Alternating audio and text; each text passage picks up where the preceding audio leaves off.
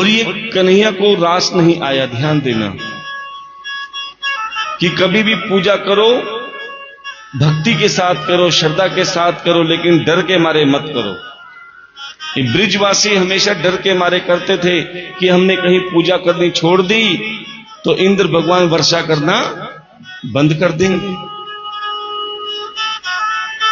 और कई लोग आज भी डर के मारे पूजा करते हैं। अरे शनि भगवान को मना लो, नहीं तो रुष्ट हो जाएंगे, और शनि अगर रुष्ट हो गए तो घर में बरकत खत्म हो जाएगी। कई भगवानों से तो बहुत डर लगता है, राहु केतु से। पंडित जी के पास जब भी जाओगे क्या कहेंगे? तुम्हारे ऊपर राहु केतु चढ़ा हुआ है, तुम्हारे ऊपर शनि चढ़ा हुआ है, ये कार्य करो, वो कार्य करो। एक बात बताओ, कई लोग कहते हैं कि जी हम तुम्हारे धाम पर जाएंगे और लेटते हुए जाएंगे। कई बार आपने देखा है ना, निशान बनाते बनाते जाते हैं। कई आपने देखा है नंगे पैर जाते हैं। ईमानदारी से बताओ, आपके बच्चों को अगर कोई चीज चाहिए, पिताजी मुझे एक जोड़ी जूते दिला दो, आप कहोगे पहले 108 बार कला मांडी खा, तब देंगे। तो सज्जनों, कहने का भाव, जब आप अपने बच्चों को दुख नहीं दे सकते तो परमात्मा भी दुख नहीं देना चाहता। वो कहते तो विश्वास के साथ मेरे पास आ, परेशान होके मत आ। और जो विश्वास के साथ परमात्मा के पास आता है, विश्वास के साथ परमात्मा से मांगता है, तो दुनिया की कोई ऐसी ताकत नहीं कि जो वो मांगे और मेरा ठाकुर ना दे। इसीलिए तुम अपने माता पिता से जब खुल के मांगते हो बिना डर के, तो ऐसे मेरे ठाकुर से भी जैसे अपने माता पिता से मांगते हो, उसी हक से मेरे गोविंद से मांग के देख लेना। मेरा गोविंद भी कहता है कि तू मुझसे मांग तो सही, लेकिन क्या तुम जरूरत से ज्यादा मांग लेते हो, इसलिए परेशान रहते हो। बच्चे चाहे कितना भी माता पिता से मांगे, लेकिन माता पिता को पता है कि बच्चों की कितनी जरूरत है। वो उसे उतना ही देते हैं जितने में उसका काम चल जाए, क्योंकि ज्यादा दे दिया तो प्यारे बच्चे भटकने में भी देर नहीं लगाएंगे। इसलिए हम चाहे परमपिता परमात्मा से कितना ही मांग लें, लेकिन ठाकुर हमें उतना ही देता है जितने में हमारा गुजारा चल जाए, जितने में हमारी आवश्यकता पूरी हो जाए।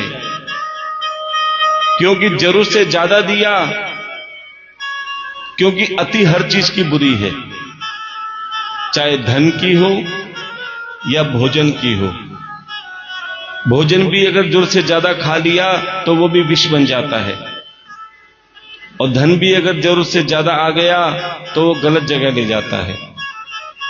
इसीलिए कहते हैं, अति कभी ना कर बंदे, इति तेरी हो जाएगी।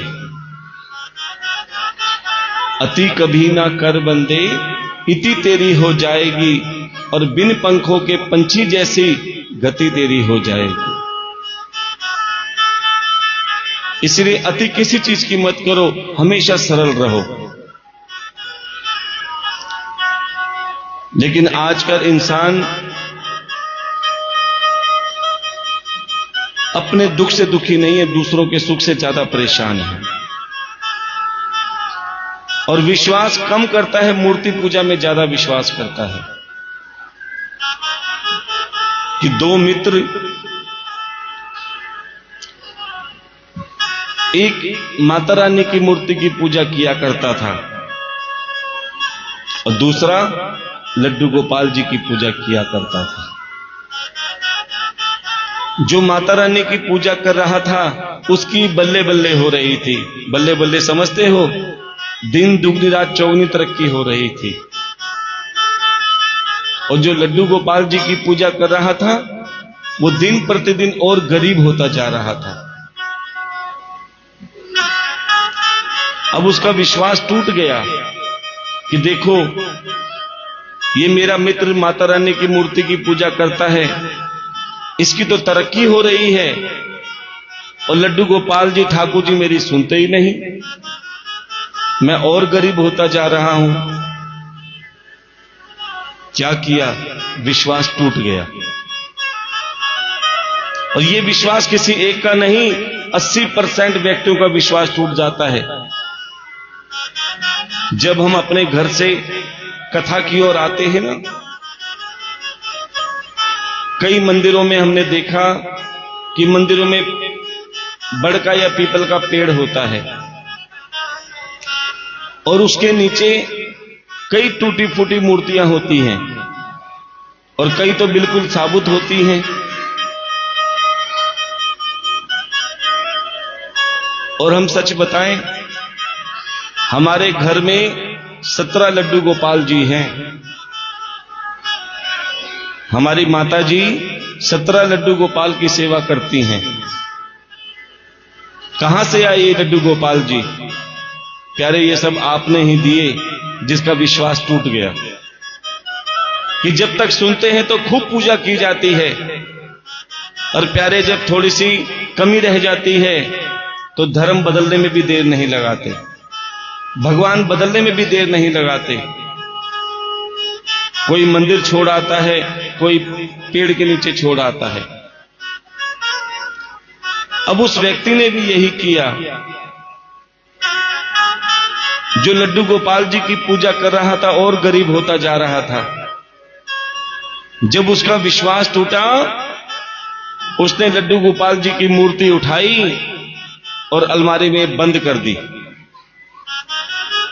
और बाजार से वो भी उस मित्र की देखम देख माता रानी की मूर्ति ले आया, क्योंकि माता रानी की मूर्ति करने से उसके तरक्की हो रही थी। अब जैसे ही घर में माता रानी की सुंदर सी मूर्ति लाया, अब तक तो ओम जय जगदीश हरे की आरती चल रही थी, लेकिन जैसे माता रानी लेकर आया, जय अम्बे गौरी मैया जय श्यामा गौरी, तभी चमत्कार हुआ। ध्यान देना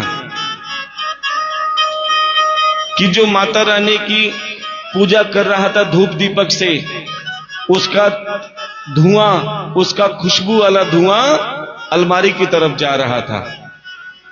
क्यों जा रहा था? कौन थे अलमारी में? लड्डू गोपाल जी को बंद करके रखा था। अब उस व्यक्ति को क्रोध आ गया कि जब तक मैं लड्डू गोपाल जी की पूजा कर रहा था तब तक मेरी वो मनोकामना पूरी नहीं कर रहे थे, अब मैं माता रानी की मूर्ति की पूजा कर रहा हूं तो खुशबू भी ले रहे हैं। अभी बताता हूं खुशबू कैसे लेते हैं। जैसे ही अलमारी का दरवाजा खोला तो क्या देखा? वो धुआं ठाकुर जी की नाक की तरफ जा रहा था। और बोले, अच्छा ठाकुर जी बड़े खुशबू लेने वाले बन गए। जब तक मैं पूजा कर रहा था तब तो मेरी नहीं सुनी, अब मैं माता रानी की पूजा कर रहा हूं तो खुशबू ले रहे हो। बताता हूं। अंदर गया, रुई के ये 2 मोटे मोटे फोए ले आया। जैसे रुई के फोए लाया, ठाकुर जी की नाक में लगाने लगा। जैसे ठाकुर जी की नाक में लगाने लगा, उस मूर्ति में से ठाकुर जी प्रकट हो गए। भैया मेरी नाक में रुई मत लगा, मत लगा, मेरा दम घुट जाएगा, मैं सांस कहां से लूंगा जब रुई का फोया लगा देगा। बोले, अच्छा अब बड़ी चिंता हो गई, मैं इतने सालों से तुम्हारी पूजा कर रहा तब दम नहीं घुटा, जब मेरी मनोकामना पूरी नहीं की। तब ठाकुर जी कहते, अरे बेटा तू पहले खाली मूर्ति समझ के पूजा किया करता था, पहले मूर्ति समझ के पूजा किया करता था, लेकिन अब तुझे विश्वास हो गया कि मूर्ति भी सांस ले सकती है। और प्यारे जब तेरा विश्वास पक्का हो गया तो प्यारे मुझे मूर्ति में से भी प्रकट होना पड़ा। इसीलिए कि भगवान के चित्रों को मत पूजो, भगवान के चरित्रों को पूजो। उनके चरित्र को मन में धारण करो, उनके चरित्रों को जीवन में अमल करो, तब आपको लगेगा कि हां भगवान मेरी सुन रहे हैं। जब तुम्हारा विश्वास पक्का हो जाएगा तो प्यारे मेरा ठाकुर भी तुम्हारे पास आ जाएगा, ये पक्की बात है। तो जैसे ही सब डर के मारे इंद्र की पूजा कर रहे थे,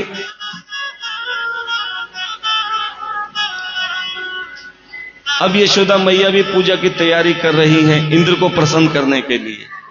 पकवान बनाए, पूजा की सब सामग्री इकट्ठी करी।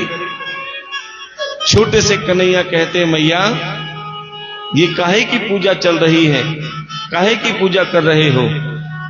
मैया ने कहा, ये जय जय की पूजा है। ये जय जय कौन है? बोले जा बाबा से पूछ ले।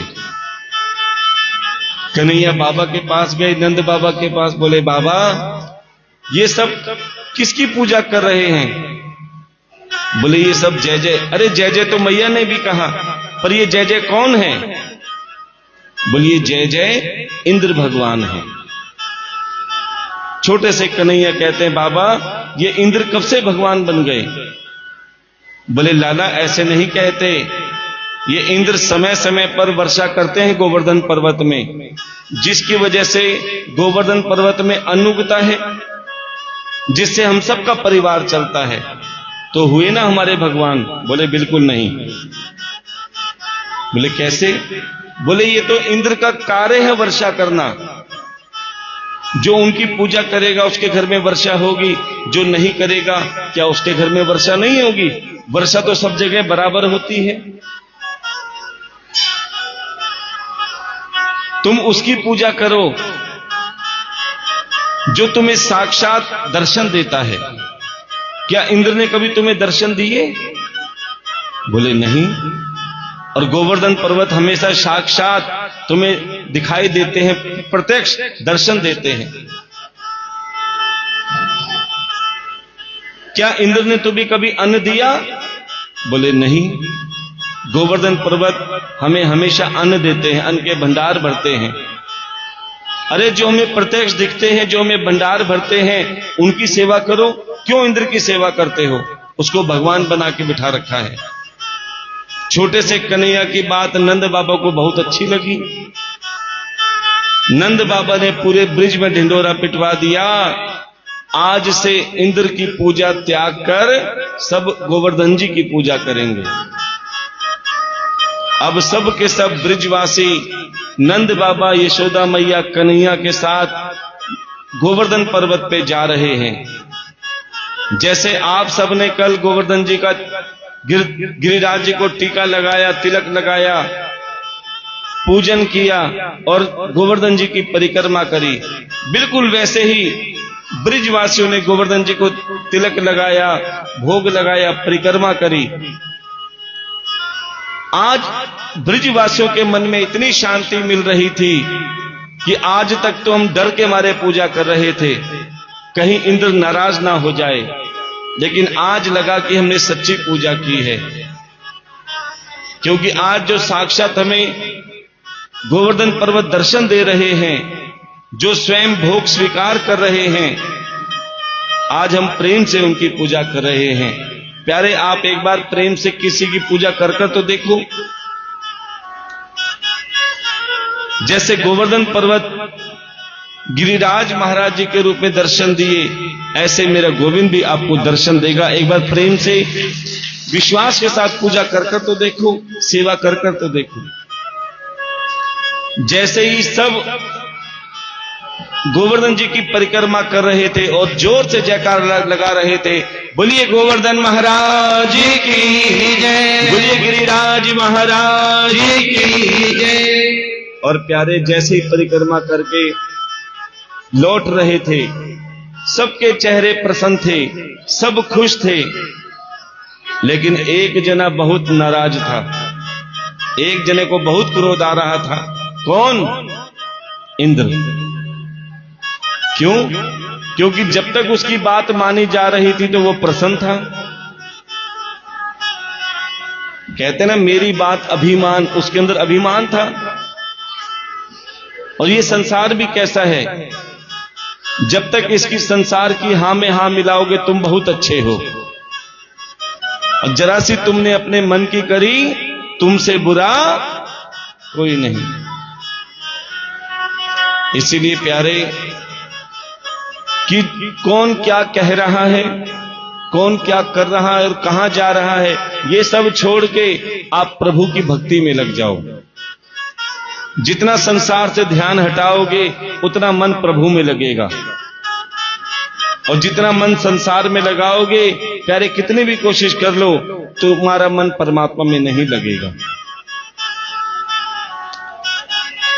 अब जब इंद्र को लगा कि ब्रिजवासियों ने मेरी पूजा त्याग दी है, अपने मेघों को आदेश दिया, अपने बादलों को आदेश दिया कि जाओ पूरे ब्रिज में ऐसी मूसलाधार वर्षा करो, ऐसी बिजली कड़काओ, ऐसे तूफान लाओ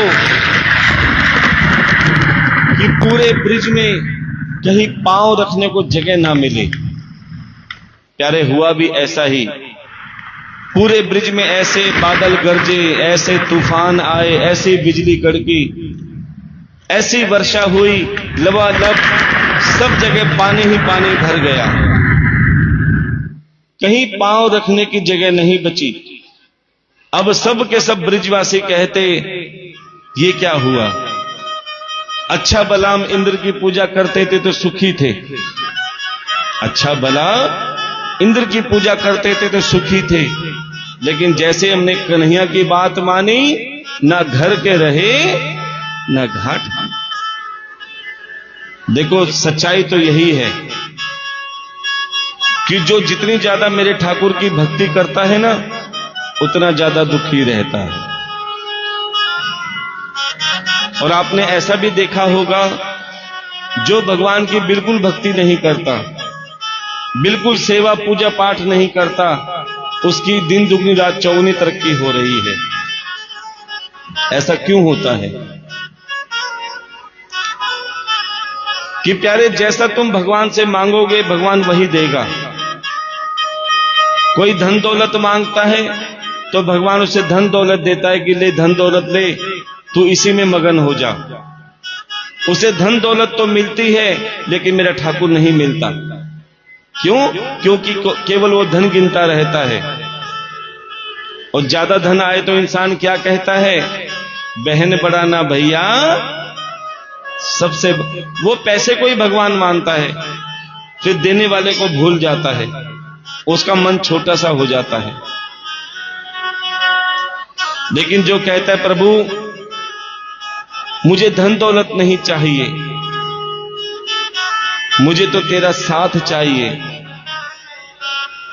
क्योंकि जिसके साथ मेरा गोविंद होता है, जिसके साथ मेरा ठाकुर होता है, प्यारे भले धन हो या ना हो, लेकिन उसका परिवार मेरे गोविंद के भरोसे रहता है। और वो यही कहता है, श्याम तेरे ही भरोसे मेरा परिवार है, श्याम तेरे ही भरोसे मेरा परिवार है। हाँ श्याम तेरे ही भरोसे मेरा परिवार है, हाँ श्याम तेरे ही भरोसे मेरा परिवार है। तू ही मेरी नाव कमाझी, तू ही मेरी नाव कमाझी, तू ही पतवार है, श्याम तेरे जरा हाथ लगा के ताली की सेवा करेंगे। मेरा परिवार है, हाँ श्याम तेरे ही भरोसे मेरा परिवार है।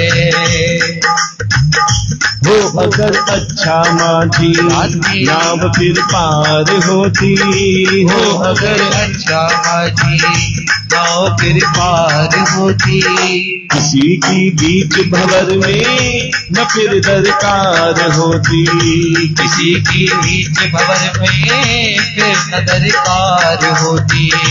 अब तो तेरे ही हवाले, अब तो तेरे ही हवाले मेरा परिवार है, श्याम तेरा हाथ रख बोलेंगे।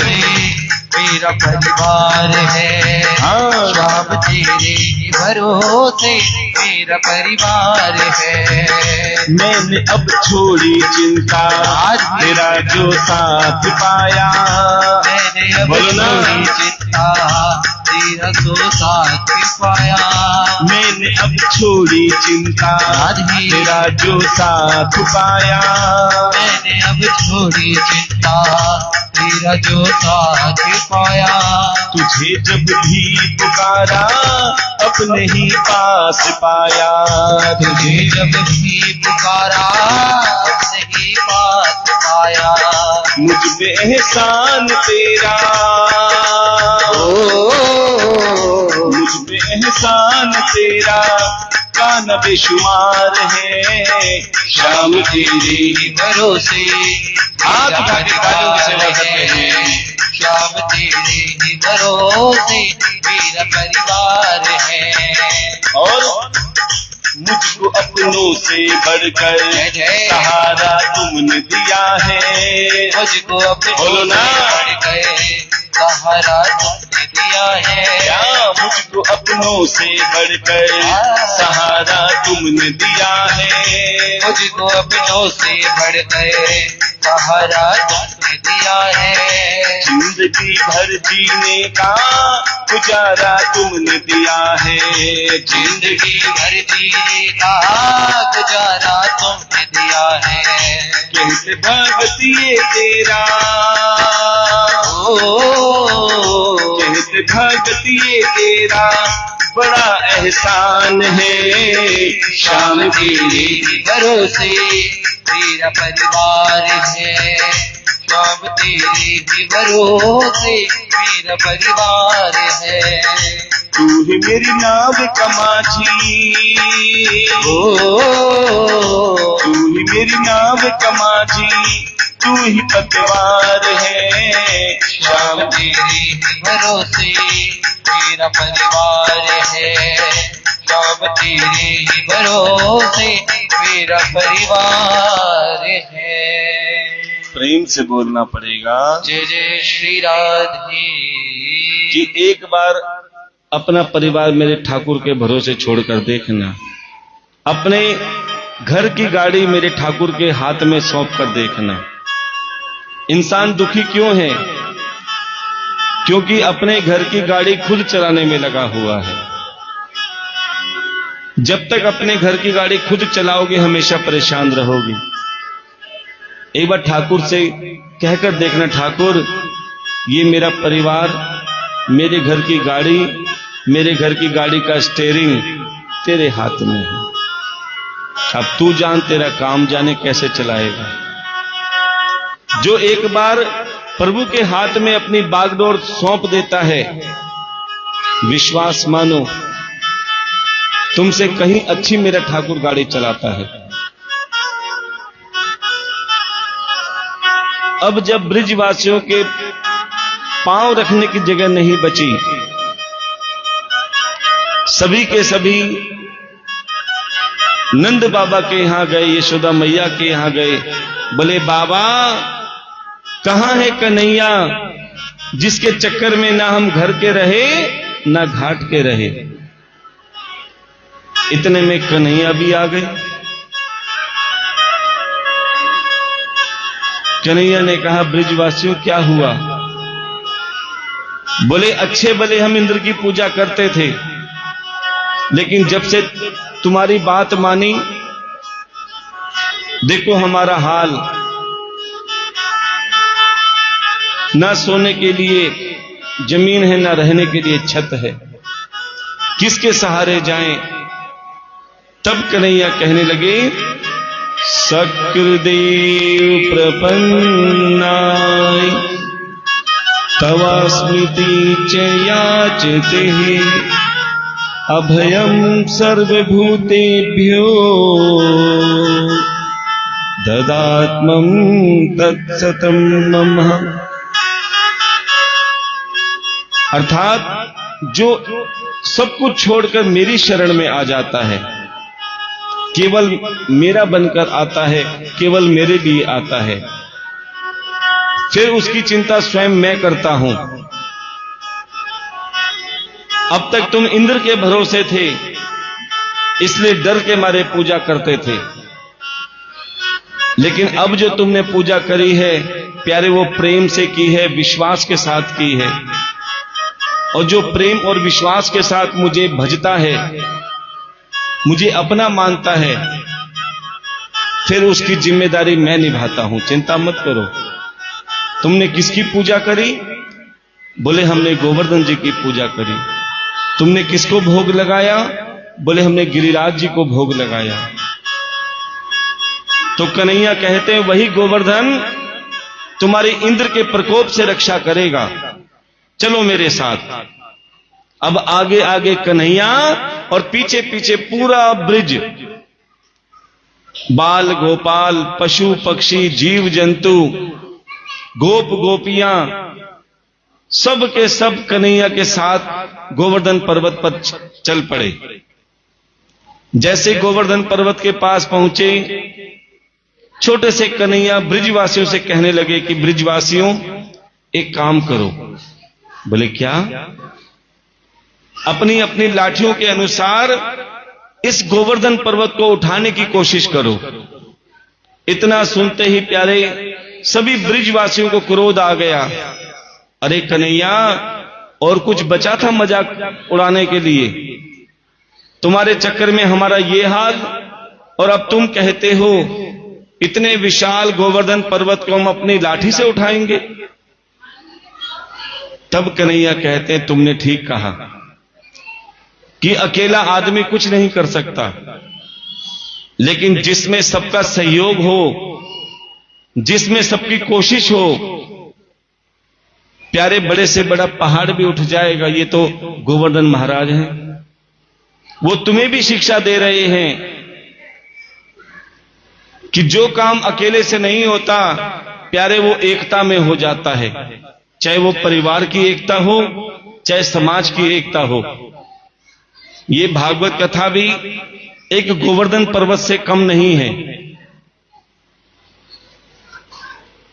कि कोई अकेले सोचे कि हम भागवत कथा करवा लेंगे, तो प्यारे वो केवल सोचता रह जाता है। लेकिन आप पर मेरे ठाकुर की ऐसी कृपा हुई है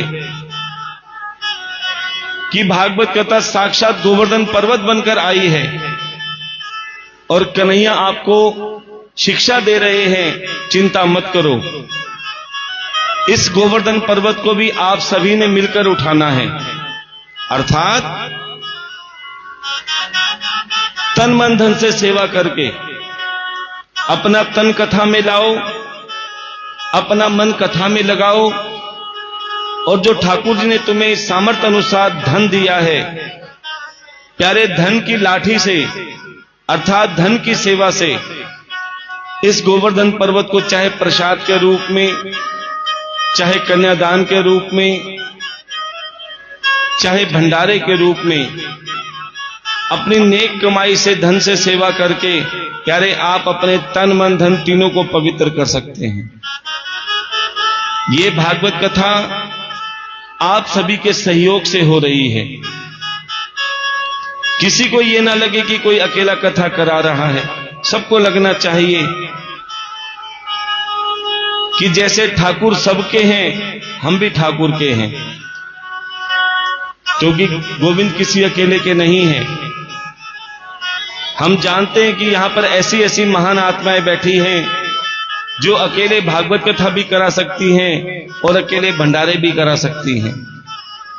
लेकिन कन्हैया कहते हैं कि जिस कार्य में सबका सहयोग हो, किसी का 1 रुपया लगता है, किसी के 10 लगते हैं, किसी का 100 लगता है, किसी का 1000 लगता है, लेकिन जब वो सब में मिलकर बन जाता है तो प्यारे वो 56 भोग बन जाता है।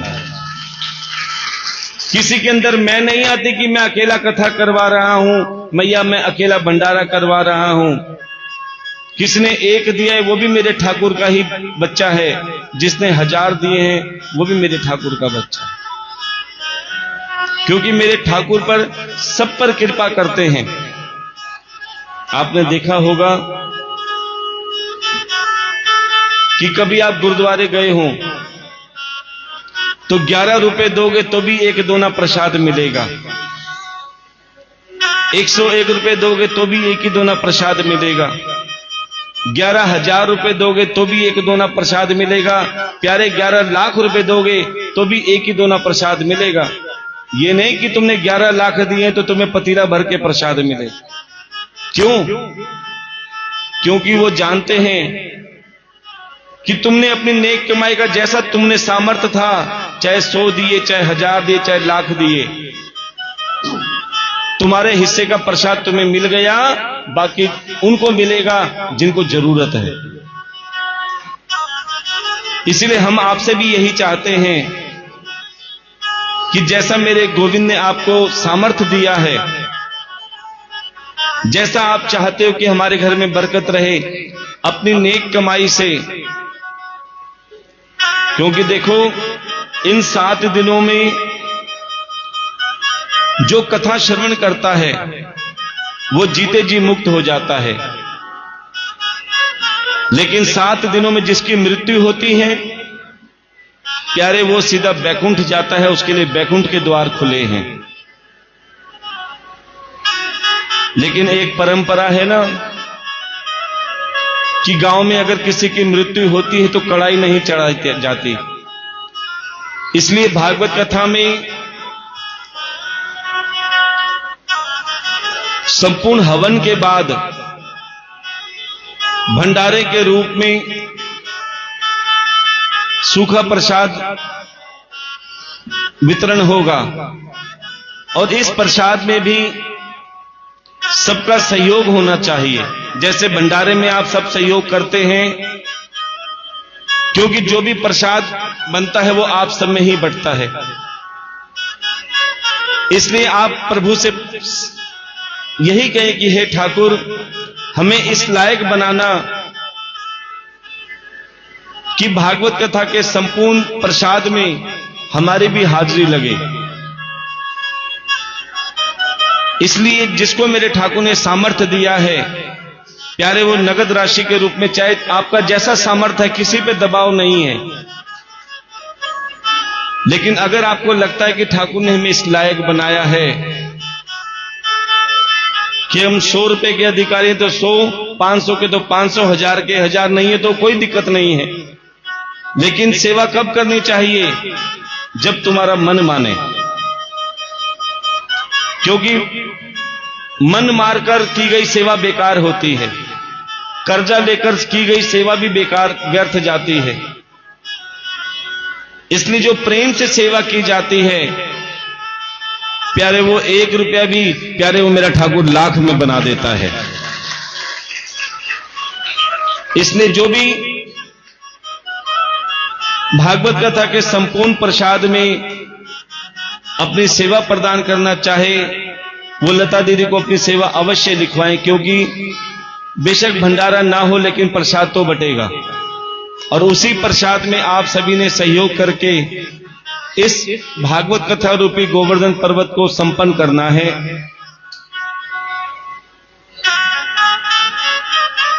और प्यारे, जैसे ही इंद्र ने मेघों को आदेश दिया था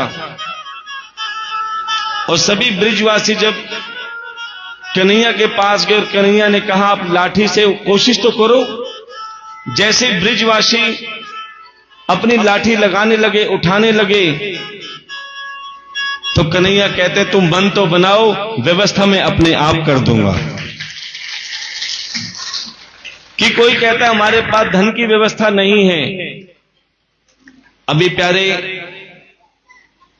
कि एक व्यक्ति जिसने कभी जीवन में एक नया पैसा भी दान में नहीं दिया, कभी एक नया पैसा सेवा में नहीं दिया, पूरी जिंदगी धन इकट्ठा करता रहा, ना खुद खाया ना किसी को खाने दिया। कई लोग कहते हैं ना, उनका सिद्धांत होता है चमड़ी चली जाए पर दमड़ी ना जाए, उसे लोग महाकंजूस कहते हैं। लेकिन हमारी नजर में वो सबसे बड़ा दानदाता होता है जिसने पूरी जिंदगी ना खुद खाया ना खाने दिया, लेकिन उसके मरने के बाद उसके धन को, उसकी दौलत को दुनिया ही खाती है। इसलिए कहते हैं प्यारे जीते जी जितनी सेवा कर लो वही तुम्हारी अपनी है, बाकी तो सब छीन लेंगे, अलमारी खोल लेंगे, संदूक खोल के निकाल लेंगे, पासबुक निकाल लेंगे, बैंक खाते टटोलेंगे, क्या छोड़ कर गए हैं। इसीलिए जीते जी सेवा में लग जाओ, जितना मेरे ठाकुर ने सामर्थ्य दिया है। धीरे धीरे प्यारे वो व्यक्ति बूढ़ा होने लगा, लेकिन कभी किसी को दान पुण्य नहीं किया। कोई उससे पूछता कि बाबा इतने धन का क्या करोगे, थोड़ी सेवा में लगा लो, थोड़ा दान पुण्य कर लो। तो वो बाबा कहने लगा, अरे बावले, सारा मैं दान पुण्य में ही लगा दूंगा, तो बुढ़ापे में अगर मैं बीमार हो गया तो बीमारी में धन कहां से लाऊंगा। सच बात है ना। ध्यान देना सज्जनों, कभी भी ये मत सोचो कि हमारा धन बीमारी में लगे, क्योंकि जैसे मन में विचार होते हैं भगवान वैसे ही कार्य कर लेता है। जैसे तुम्हारा नजरिया होगा वैसे नजारा अपने आप बन जाएगा।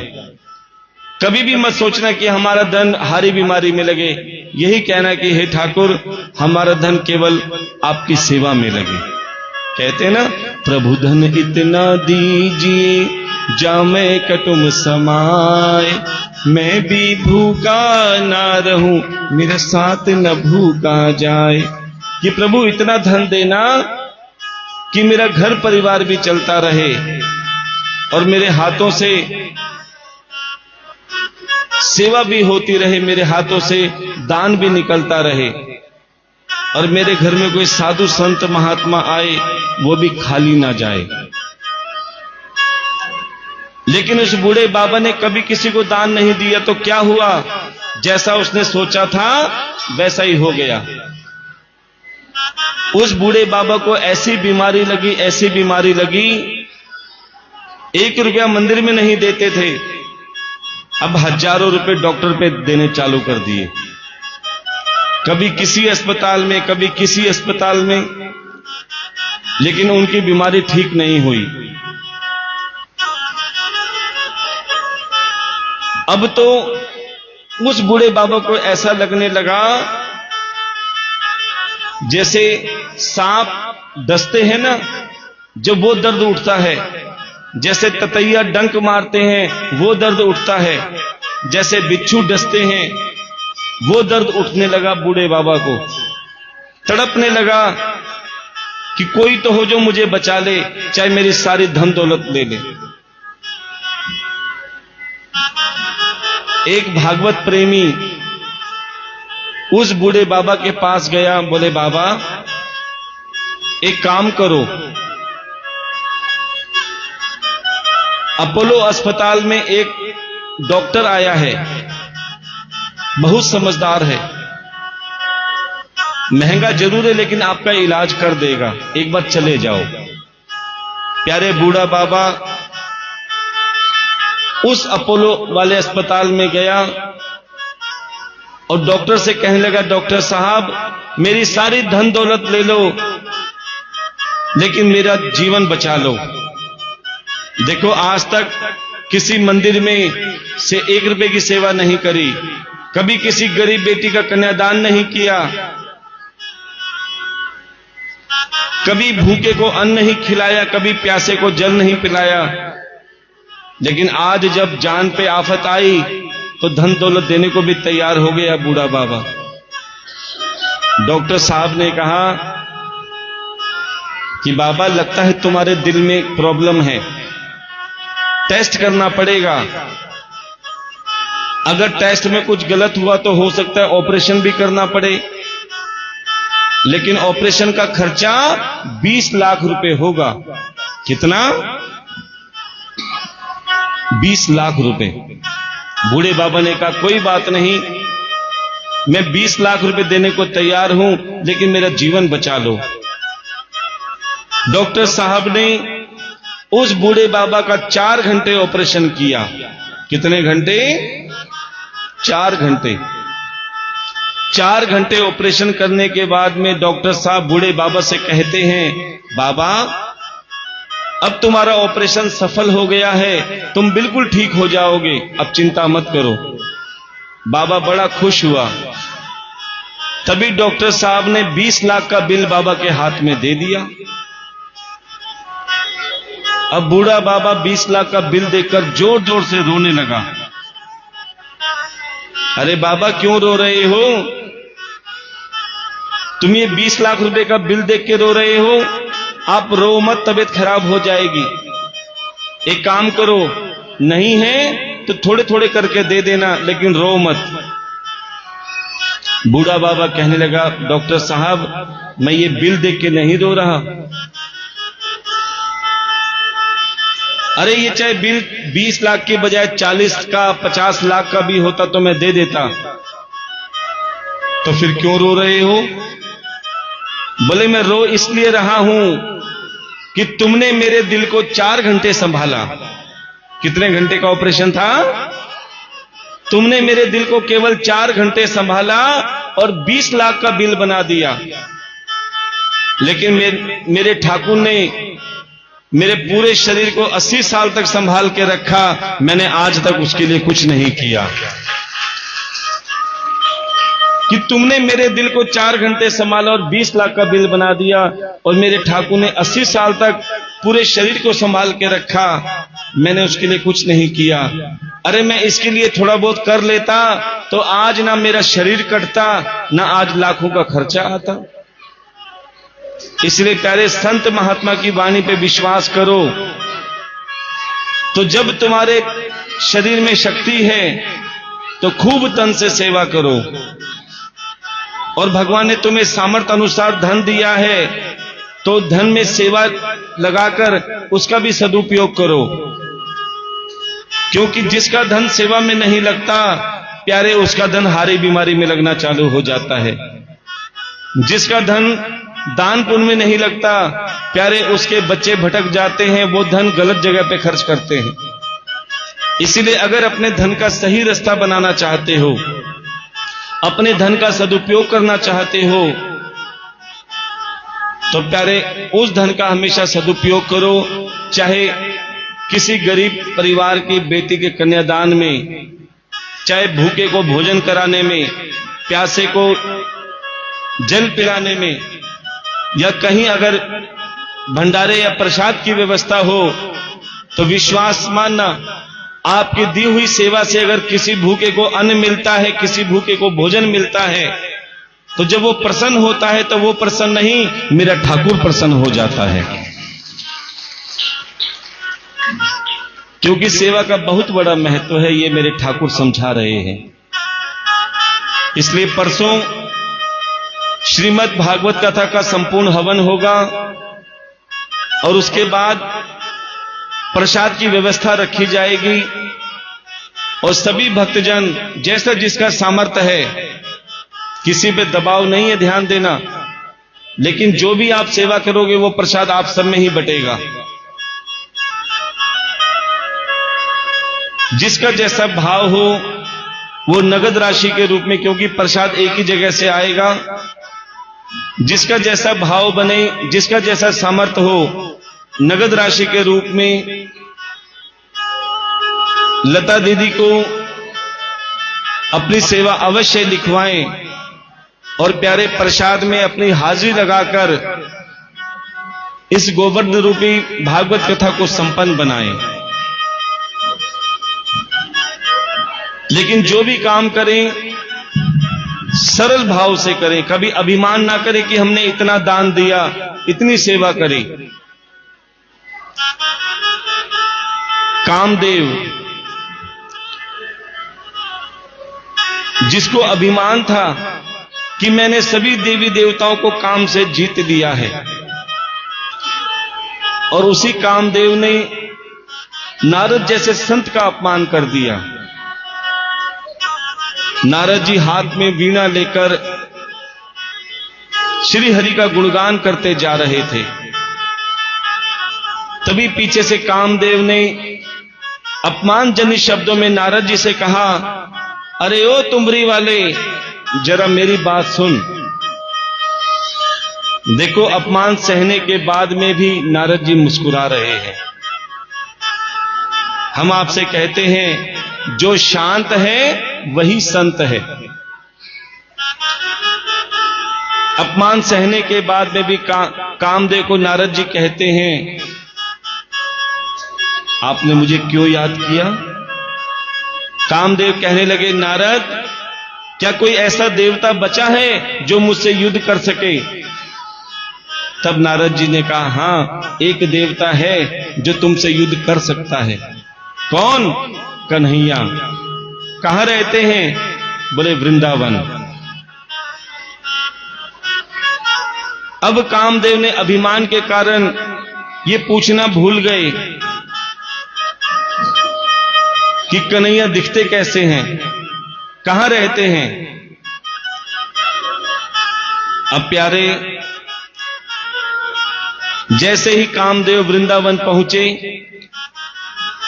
कुछ बाल गोपाल खेल रहे थे और उन्हीं बाल गोपाल में छोटे से कन्हैया भी थे, जो कामदेव के मन की बात जान गए। जैसे कामदेव बाल गोपाल के पास आए और कहने लगे, बच्चों, ये कन्हैया कहां मिलेंगे? तो उन्हीं बाल गोपाल में जो कन्हैया थे, जो कामदेव के मन की बात जान गए। बोले, आप कौन? बोले, मैं कामदेव। किस लिए आए हो? मैं कन्हैया से मिलने आया हूं। क्या करोगे?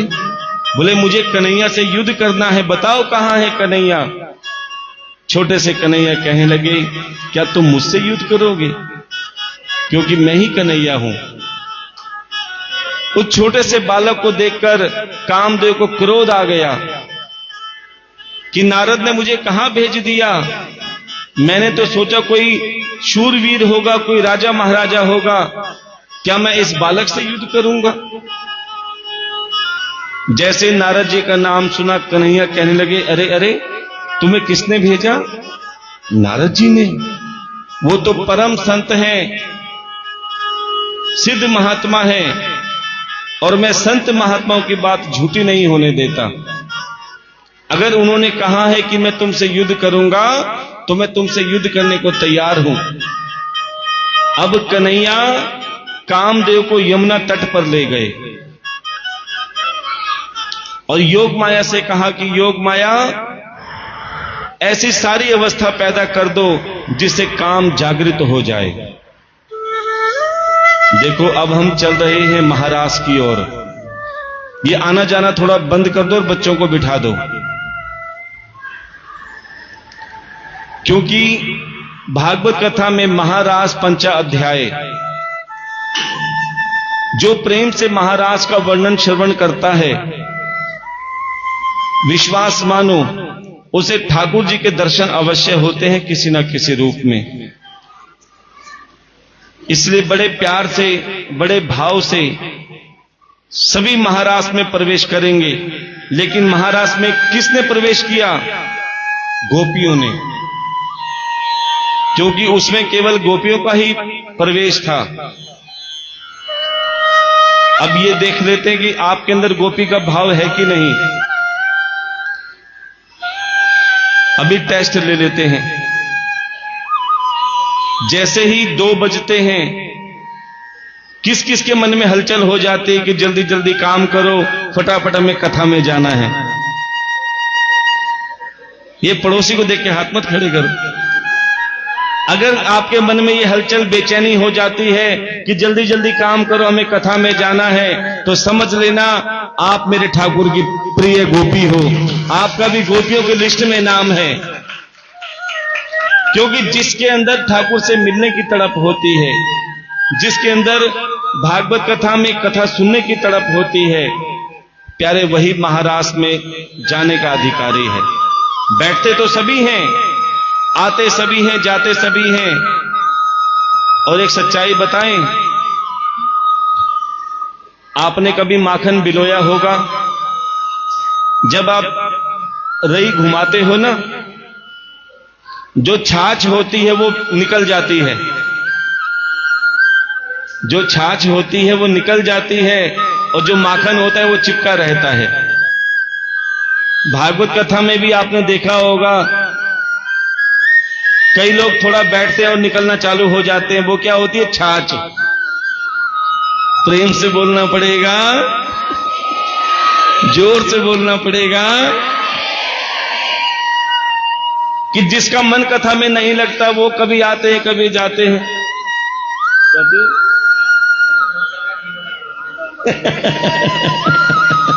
मैं यही चाहते हैं, ठाकुर जी भी यही चाहते हैं कि प्यारे यहां पर वही कामयाब है जो मक्खन बैठ के चिपका रहे,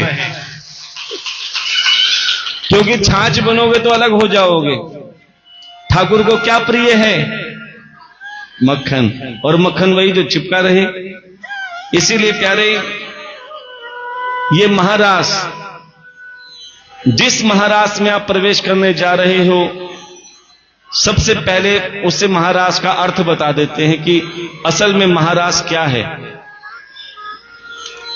महारास एक प्रेम गाथा है, प्रेम की कथा है। लेकिन प्रेम क्या होता है आप क्या जानो। आजकल तो लोग मतलब को प्रेम समझते हैं, स्वार्थ को प्रेम समझते हैं, वासना को प्रेम समझते हैं। ध्यान देना, कोई भाई बहन भी अगर बाइक पे जा रहे होंगे ना बैठे हुए, उस पे भी दुनिया उंगली उठा लेती है। क्या भाई बहन में प्रेम नहीं होता? क्या मां बेटे में प्रेम नहीं होता? क्या पिता और पुत्र में प्रेम नहीं होता? फिर प्रेम का हमेशा गलत मतलब क्यों निकाला जाता है?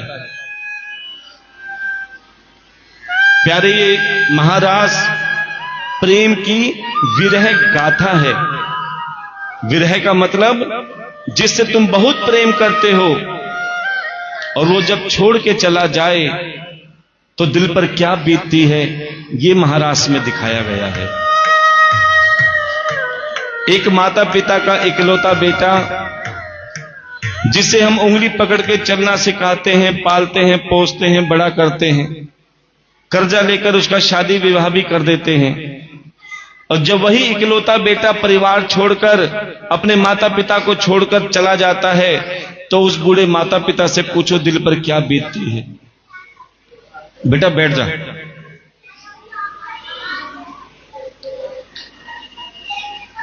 एक बेटी जो अपने घर की गुड़िया होती है, ध्यान देना, उस बेटी से सब प्रेम करते हैं, और खासकर पिता कि ऐसा कोई पिता नहीं है जो अपनी बेटी की इच्छाओं की पूर्ति ना कर सके। ध्यान देना, चाहे वो सामर्थ्यवान है या नहीं है। श्री राधे। हमारे बीच चांदनी चौक भारतीय जनता पार्टी के प्रत्याशी प्रवीण खंडेवाल जी की धर्मपत्नी श्रीमद् भागवत कथा में ठाकुर जी का आशीर्वाद लेने के लिए आई हैं। उनके लिए एक बार जोरदार तालियों से स्वागत करेंगे।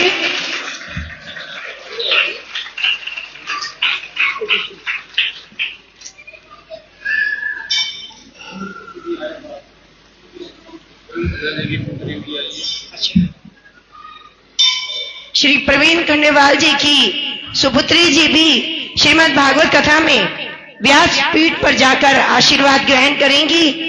उनके लिए एक बार जोरदार तालियों से स्वागत।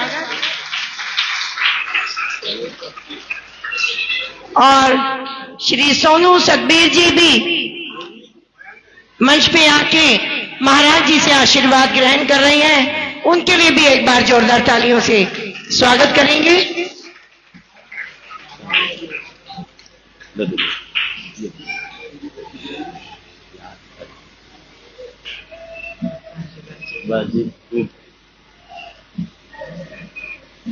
दीदी दीदी एक सेकंड, आराम से आराम से आराम से। हमारी जितनी माताएं बहनें सभी इनकी मनोकामना के लिए ठाकुर जी से प्रार्थना करेंगे और इनकी मनोकामना पूर्ण हो। दो शब्द हमारी दीदी कहेंगी।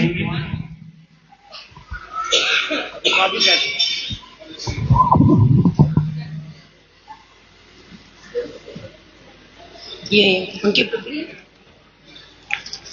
और ये श्री प्रवीण खंडेवाल जी की सुपुत्री। इस बच्चे के लिए भी एक बार जोरदार तालियों से स्वागत करेंगे। और क्या नाम? जय श्री राम। जय श्री राम। जय श्री राम। जय श्री राम। श्री सोनू शक्ति जी महाराज जी से आशीर्वाद प्राप्त करते हुए एक बार जोरदार तालियों से स्वागत करेंगे। परमात्मा इन सब की मनोकामना पूर्ण हो। जिस भी मनोकामना को लेके ये ठाकुर जी के पास आए हैं,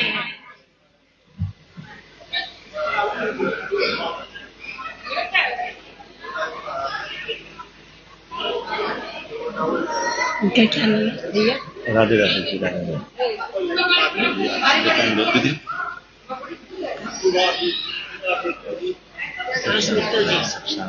और हमारे बीच श्री विकास मित्तल जी मंच पे आके रविंद्र और श्री धर्मेंद्र गर्ग जी महाराज जी के पास आके आशीर्वाद ग्रहण कर रहे हैं। इनके लिए एक बार जोरदार तालियों से स्वागत करेंगे।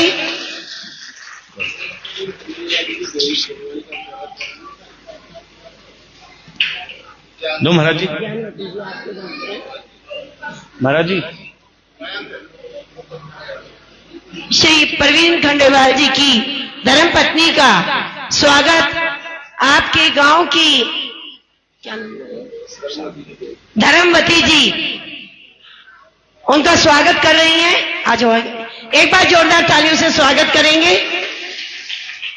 जय श्री राम। जय श्री राम। जय श्री राम। तो प्यारे, हम सब महाराष्ट्र में प्रवेश करने जा रहे हैं और एक बेटी जिसे पूरे घर में लाड प्यार मिलता है, खासकर पिता से, अपने सामर्थ्य से ज्यादा बेटी को प्रेम करते हैं, खासकर पिता। जिस चीज पर बेटी हाथ रखती है बेटी खा ले, जिस चीज पर बेटी मान करती है बेटी पहन ले, जो तेरी इच्छा करे वो कर ले। इतना प्यार मिलने के बाद में भी बेटी को हर बात एक बार कहा जाता है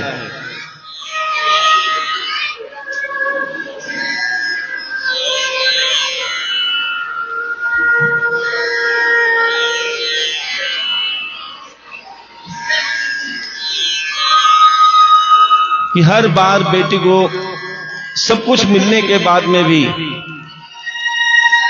एक ताना सा मिलता है। आज तक बेटी को नहीं पता कि मेरा अपना घर कौन सा है। अगर मां थोड़ा बहुत डांटती भी है तो पिताजी कहते हैं इसे मत डांटना, ये पराया धन है, पराए घर जाएगी। और ससुराल में जाती है तभी यही सुनने को मिलता है ये पराए घर से आई है।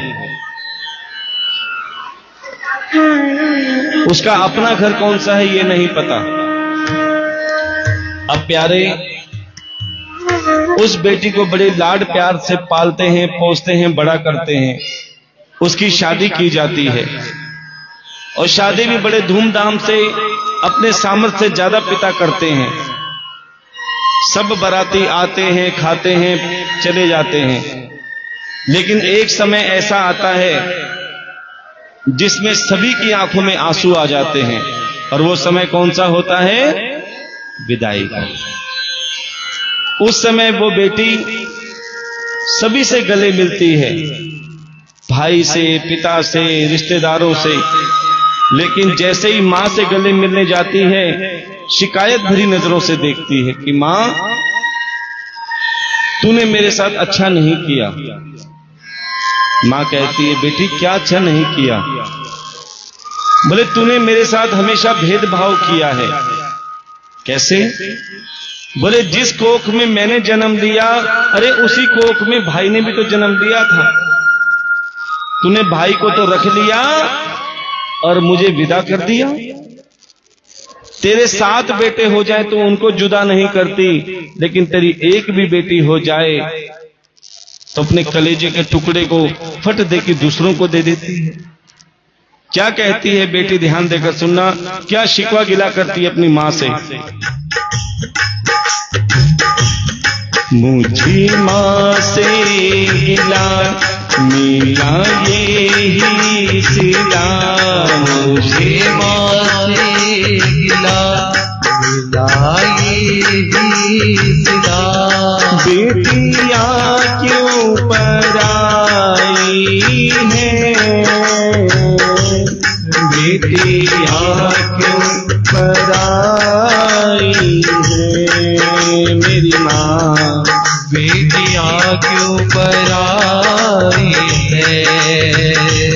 मुझे माँ से गिला मिला यही सिला, मुझे माँ से गिला मिला यही सिला।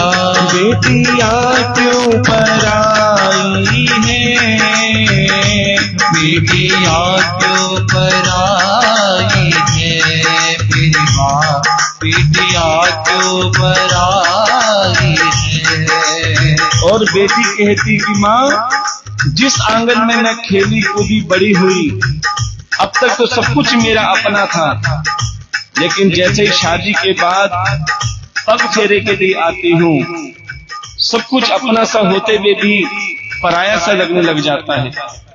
सभी पड़ोसन भी कहती, बेटी कितने दिन के लिए आई है, कब जाएगी, क्या मेरा अब इस घर में हक नहीं है? क्या कहती बेटी?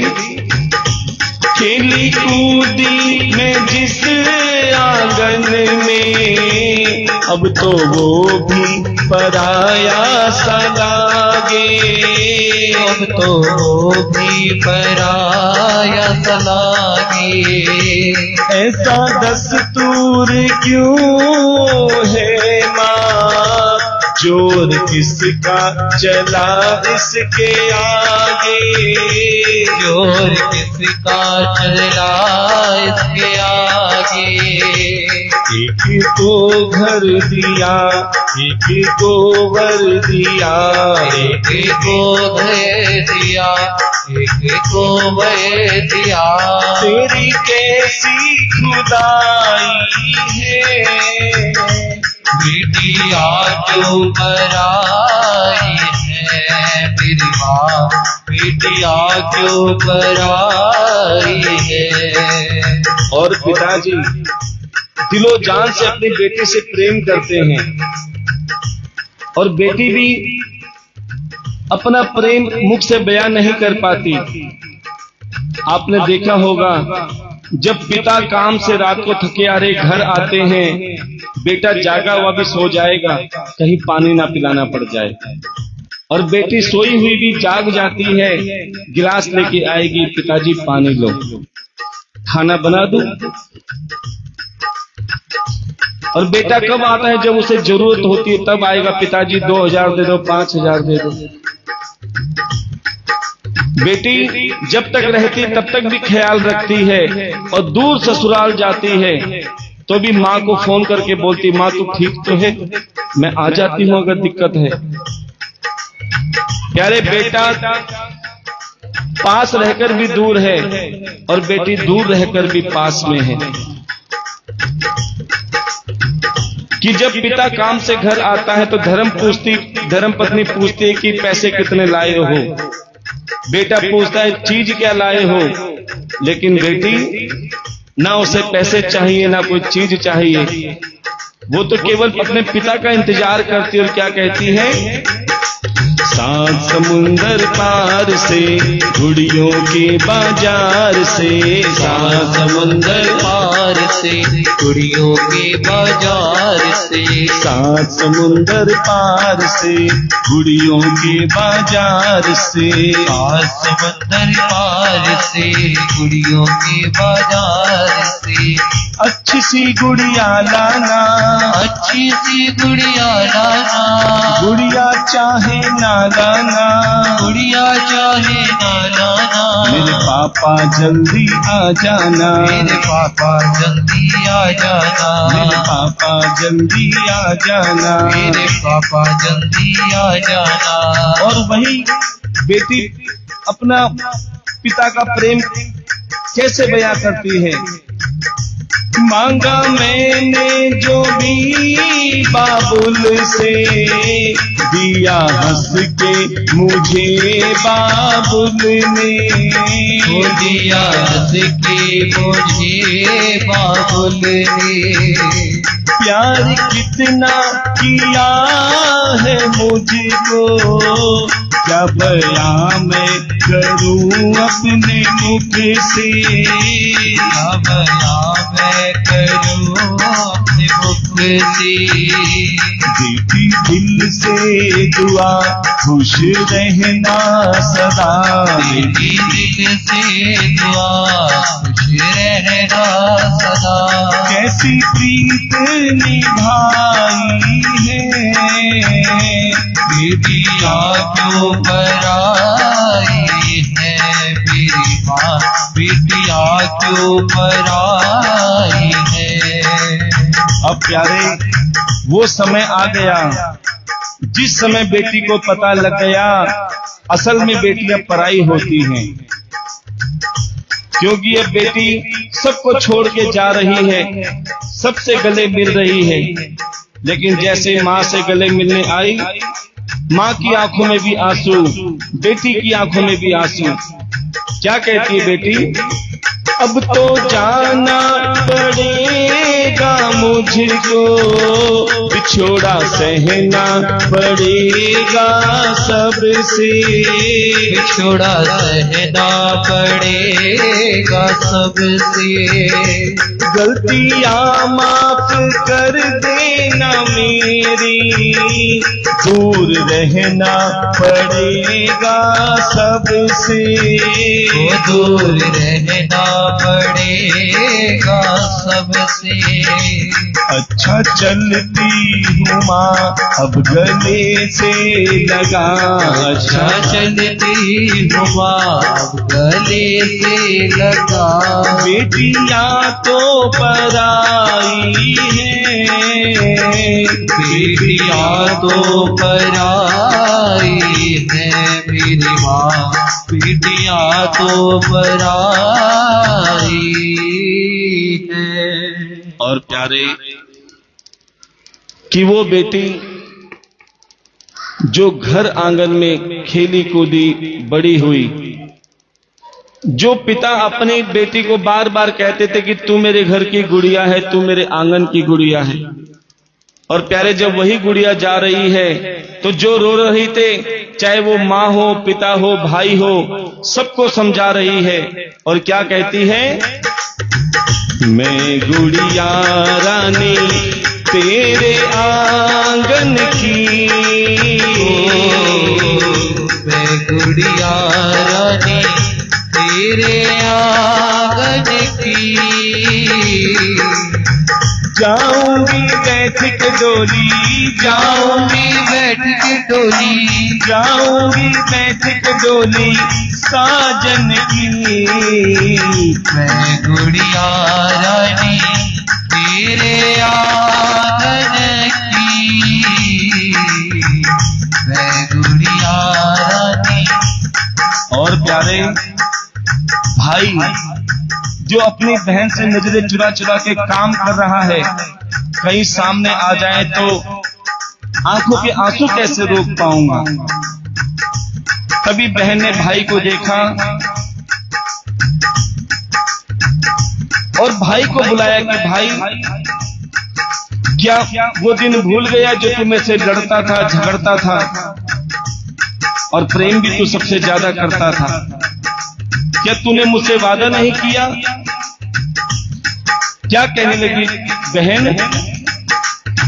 मैं तेरी द्रौपदी तू मेरा कन्हैया, मैं तेरी द्रौपदी तू मेरा कन्हैया, मैं तेरी द्रौपदी तू मेरा कन्हैया, मैं तेरी द्रौपदी तू मेरा कन्हैया। बहना को भूल मत जाना मेरे भैया, मैं तेरी द्रौपदी तू मेरा कन्हैया, बहनों को भूल मत जाना मेरे भैया। याद ना बुलाना रक्षा बंधन की, याद ना बुलाना रक्षा बंधन की। मैं गुड़िया रानी तेरे आंगन की, मैं गुड़िया रानी तेरे आंगन की। अब भाई से गले मिली और गई अपनी माँ के पास। ये बच्चों को बिठा लो।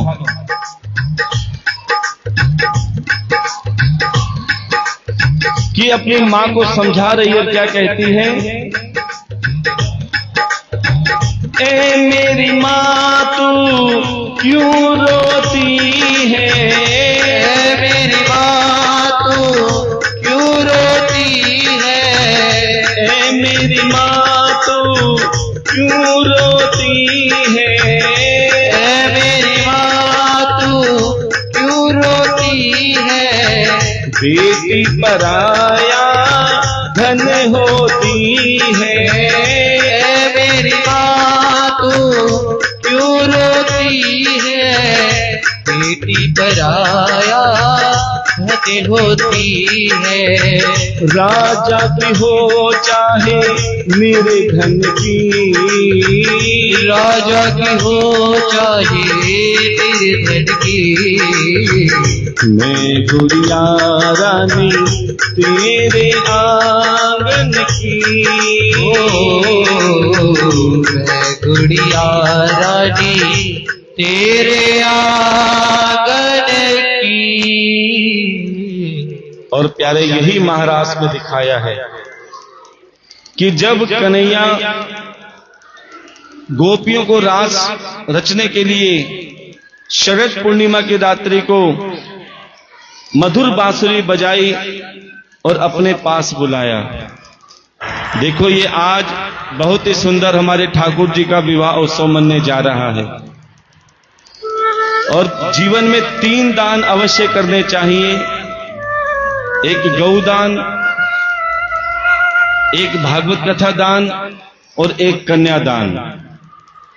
और आज आप सभी को ये सौभाग्य मिल रहा है कि ठाकुर जी के विवाह में आप सभी ने अपनी नेक कमाई से, अपने बच्चों के नाम से, अपने परिवार के नाम से, अपने पितरों के नाम से जो भागवत कथा में कन्यादान स्वरूप में सेवा करते हैं, उनके घर आंगन में खुशियां आती हैं। तो प्यारे सभी गोपियां अपनी लोक मर्यादा लांघकर कन्हैया से मिलने आई, लेकिन थोड़े अभिमान के कारण कन्हैया उन गोपियों के बीच में अंतर ध्यान हो गए। तभी गोपियों ने सोचा कि जहां कोई चीज खोई जाती है उसे वहीं ढूंढना चाहिए। तो सभी गोपियों ने यमुना तट पे जाके गोपी गीत गाया और उन गोपी गीत के प्रभाव से जो गोपियों के अंदर अभिमान था वो धुल गया और कन्हैया सभी गोपियों के बीच प्रकट हो गए। बोलिए वृंदावन बिहारी लाल की जय। तभी रैवत देश के राजा रैवत ने अपनी पुत्री रेवती का विवाह बलराम जी से किया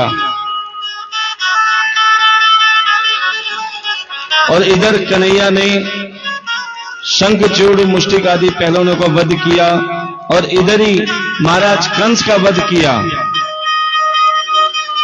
और भीष्मक राजा के 5 पुत्र और एक पुत्री जिसका नाम था रुक्मणी, जो कन्हैया को अपना पति मान चुकी थी, लेकिन आज तक देखा नहीं था। केवल उनकी लीलाओं का वर्णन अपने कानों के छिद्रों द्वारा सुना था। और रुक्मणी का भाई रुक्मी जो कन्हैया से द्वेष करता था और अपने मित्र शिशुपाल से अपनी बहन रुक्मणी का विवाह करवाना चाहता था। तभी रुक्मणी ने एक ब्राह्मण के हाथ कन्हैया को पत्र भेजा कि कन्हैया देखो, तुम्हारे होते हुए मेरा विवाह दूसरे के साथ किया जा रहा है, मैं तुम्हें अपना पति मान चुकी हूं। ये पत्र पढ़कर कन्हैया ने पत्र रुक्मणी के हाथ भिजवाया और कहा कि रुक्मणी चिंता मत करो, जो मुझे मन से अपना मान लेता है मैं राजी राजी या बेराजी उसे अपना ही बना लेता हूं। तुम केवल कात्यायनी के मंदिर में आना, बाकी मैं पूरी बारात लेके आऊंगा। देखो, पहले रुक्मणी मां अंबा आएंगी, उसके बाद ठाकुर जी के साथ में सभी बाराती बन के नाचते गाते आएंगे। तो सभी ने हाथ उठा के तालियों की सेवा देनी और क्या कहना है, आजा मां एक बार मेरे घर आजा मां,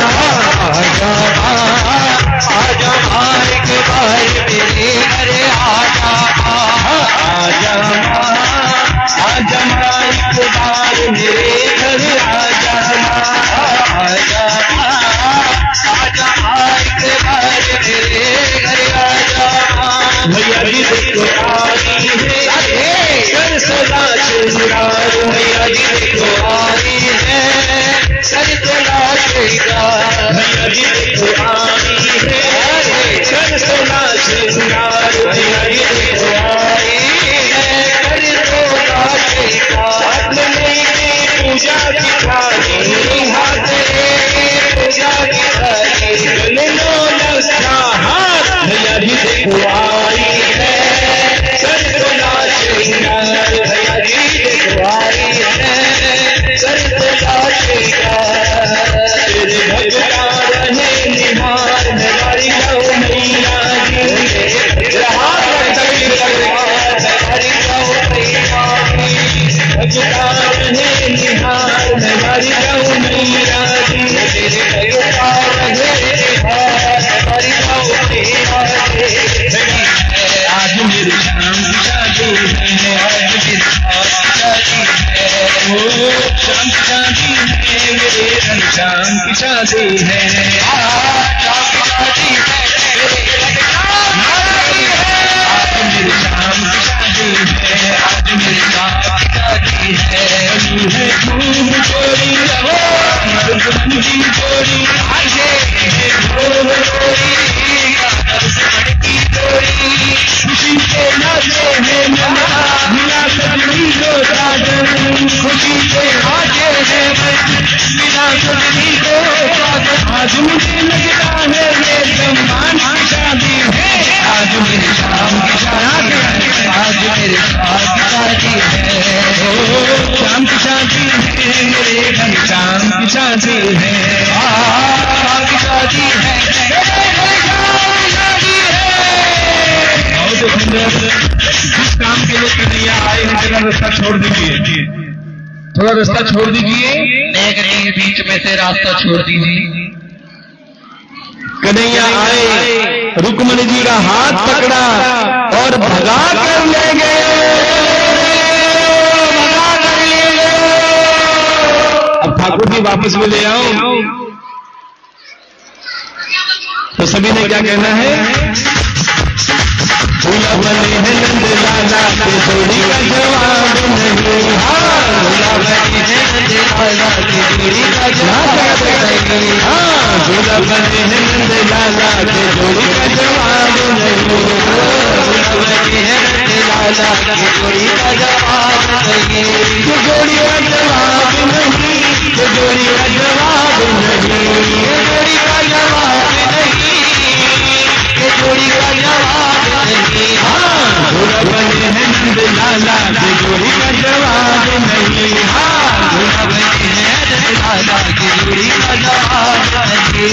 कहीं पूरे गाँव में बारात आई, कहीं पूरे गाँव में बारात आई, मंदिर में बारात आई, जोड़ वाले मंदिर में बारात आई, नाचते गाते झूमते आई, नाचते गाते झूमते आई, सबने खुशियां मनाई, ये जोड़ी का जवाब नहीं। सबने खुशियां मनाई, ये जोड़ी का जवाब नहीं। आज विवाह हुआ मेरे कान्हा का, आज विवाह हुआ मेरे कान्हा का, आज कृपा हुई मेरे कान्हा की, आज कृपा हुई मेरे कान्हा की। आज नहीं नचोगे तो फिर कब नचोगे, आज नहीं नचोगे तो फिर कब नचोगे। देखो संसार की बारात आपने जयमाला देखी है, आज संसार रचने वालों की जयमाला देखेंगे। तालियों की जोरदार स्वागत करेंगे। ओम मंगलम भगवान विष्णु मंगलम करोध्वज मंगलम पुंडरीकाक्षं मंगलाय हरि। राम राम जय राजा राम, राम राम जय सीता राम, राम राम जय राजा राम, राम राम जय सीता राम। अब सभी ने आशीर्वाद देना है।